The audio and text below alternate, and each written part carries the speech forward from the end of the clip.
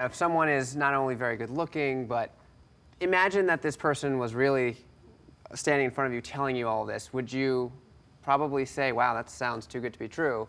And if you would, there's a good chance it is. You also say be wary of people who are too camera shy.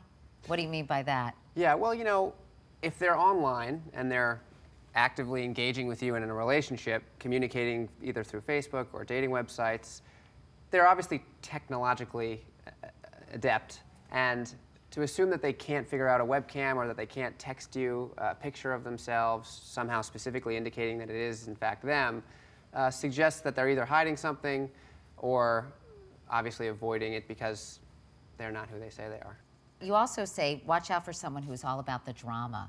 What do you mean?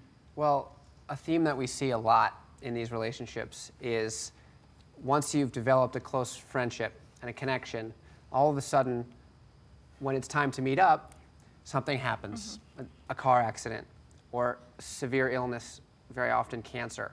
And what I've seen is that once the catfish feels as though they have you on the hook, they test just how far they can go and how elaborate of a dramatic scenario they can create and keep you believing. And once they have your sympathy on the line, it's remarkable how far people will go and how much they'll believe. On the other hand, do they concoct things like car accidents or cancer because in case they get busted, they need a way out, or in case it gets too close for comfort, they need to kill themselves off? Well, yeah, I mean, it does.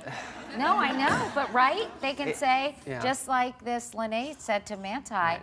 You know, the brother called and said she's died. Right. It certainly offers an escape, but more than that, I think, and this is the case in Manti, who would dare question someone when they tell you they're in the hospital or that their mother's sick with cancer, to be so insensitive as to say, I don't believe you, I'm going to call the hospital and ask for your room, or look up online if there really was a police report for a car accident. I mean, it's hard in the situation when you're hearing this to even think in that moment, how could I prove that this person really is having this terrible life event? Right, that's not your initial emotion, like, is that true? It's right. more like, oh my God.